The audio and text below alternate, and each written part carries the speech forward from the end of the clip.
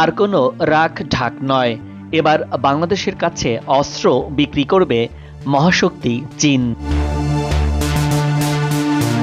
বর্তমান সময়ে এশিয়ার ভূ রাজনৈতিক প্রেক্ষাপট বেশ অস্থিরতা বিরাজ করছে, আর এই অস্থিরতার পারদ ছড়িয়ে গেছে বাংলাদেশ, ভারত, পাকিস্তান আর চীনে।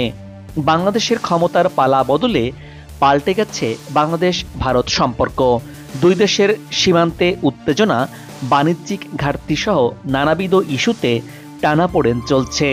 এরই মধ্যে ভরপ গলেছে ভারতের চিরপ্রতিদ্বন্দ্বী পাকিস্তানের সাথে বাংলাদেশের। শক্তিধর চীন বাংলাদেশ সম্পর্কে নতুন ঝালাইয়ে যুক্ত হয়েছে নতুন এক রসায়ন। বদলে যাচ্ছে চীন বাংলাদেশ সম্পর্ক, নতুন মোড় নিচ্ছে ঢাকা বেইজিংয়ের মধ্যে। আর এতে করে ভারতের অবস্থানই বাকি। দিল্লির নজর এখন কোথায়, ঢাকা নাকি বেইজিং? জানাবো বিস্তারিত। ভৌগোলিকভাবে বাংলাদেশ একটি গুরুত্বপূর্ণ অবস্থানে রয়েছে। তিন দিক থেকে বাংলাদেশের সাথে ভারতের সীমানা রয়েছে, আর একদিকে রয়েছে মিয়ানমার। স্বাধীনতার পর থেকেই ভারতের সাথে সুসম্পর্ক থাকলেও ক্ষমতার পালা বদলে তা নতুন করে বৈরিতায় রূপ নিয়েছে। প্রতিবেশী দুই দেশের জনগণের মধ্যে উত্তেজনায় একটা অস্থিতিশীল পরিবেশ বিরাজ করছে, যা নজিরবিহীন।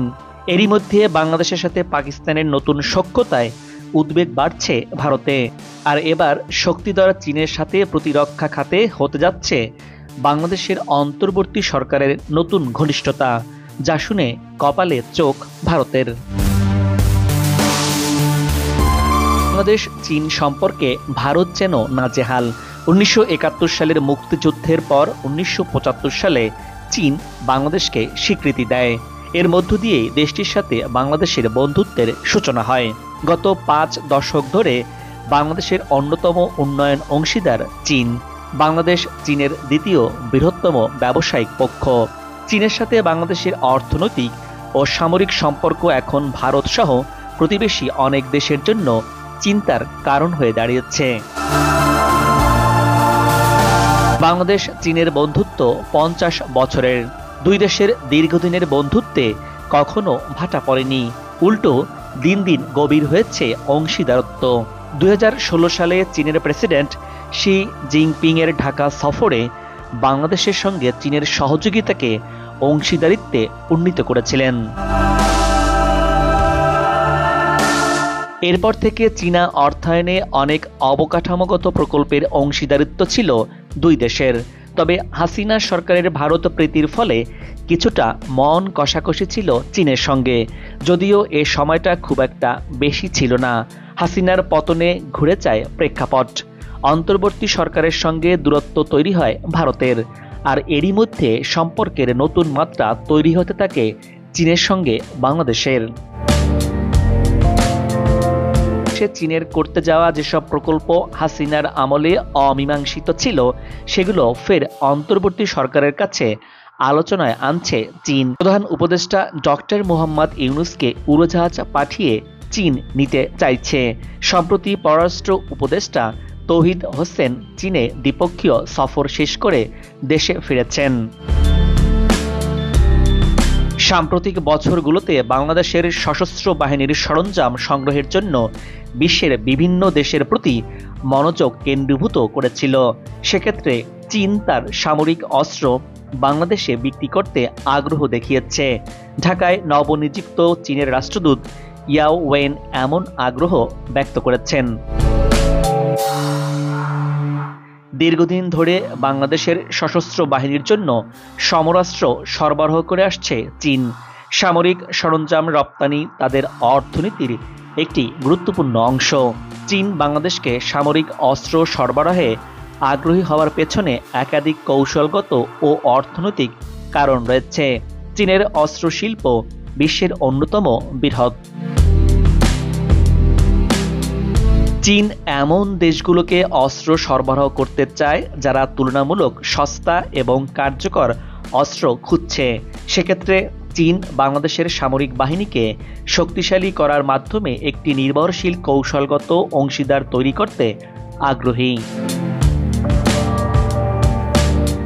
স্বাধীনতার পর থেকে বাংলাদেশের সশস্ত্র বাহিনীর সমরাস্ত্র সংগ্রহের অন্যতম প্রধান উৎস ছিল চীন।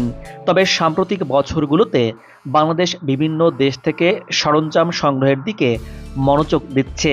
ইউরোপের বিভিন্ন দেশ এবং তুরস্ক এখন বাংলাদেশে সমরাস্ত্র সরবরাহ করতে আগ্রহী। এই প্রেক্ষাপটে চীন প্রতিযোগিতার মুখোমুখি হয়েছে কিনা? জবাবে চীন বলছে, সমরাস্ত্র সরবরাহের ক্ষেত্রে চীন তার নিজস্ব প্রক্রিয়া অনুসরণ করছে এবং বাংলাদেশের জাতীয় পরিস্থিতি ও প্রয়োজনের দিকে মনোযোগী। চীনের তৈরি সমরাস্ত্র সাশ্রয় মূল্য এবং মানসম্মত, যা বাংলাদেশের জন্য বিশেষভাবে উপযোগী। ফলে সমরাস্ত্র সরবরাহের ক্ষেত্রে চীন কোনো প্রতিযোগিতার মুখোমুখি হচ্ছে না। বাংলাদেশের কাছে চীন অস্ত্র বিক্রির খবরে প্রতিবেশী ভারতের যেন মাথায় আকাশ ভেঙে পড়েছে। কারণ চীনের আছে ষষ্ঠ প্রজন্মের যুদ্ধ বিমান, আর সম্প্রতি চীন আকাশের ফাইটারগুলোকে নতুন প্রযুক্তি রাডারের মাধ্যমে মাটিতে নামিয়ে আনার রাডার প্রযুক্তি বের করেছে, যা নিয়ে এশিয়ার আরেক পরাশক্তি ভারতের মোদির যেন ঘুম হারাম। কারণ বাংলাদেশের সাথে ভারতের সময়টা একদমই ভালো যাচ্ছে না। তার উপরে চিরপ্রতিদ্বন্দ্বী পাকিস্তানের সাথে বাংলাদেশের নতুন ঘনিষ্ঠতায়, সেই সাথে কাশ্মীর ইস্যু নিয়ে ভারত পাকিস্তানের সাথে নতুন করে উত্তেজনায় মোটেই ভালো নেই ভারত। তাই আন্তর্জাতিক বিশ্লেষকরা মনে করছেন ভারত বেশ চাপেই দিন পার করছে। বাংলাদেশের সামরিক তথ্য বিষয়ক ওয়েবসাইট ওয়্যার পাওয়ার বাংলাদেশের প্রতিবেদন অনুযায়ী বাংলাদেশ বিমান বাহিনী বহরে 212টি বিমান আছে, যেখানে যুদ্ধ বিমান রয়েছে 44টি।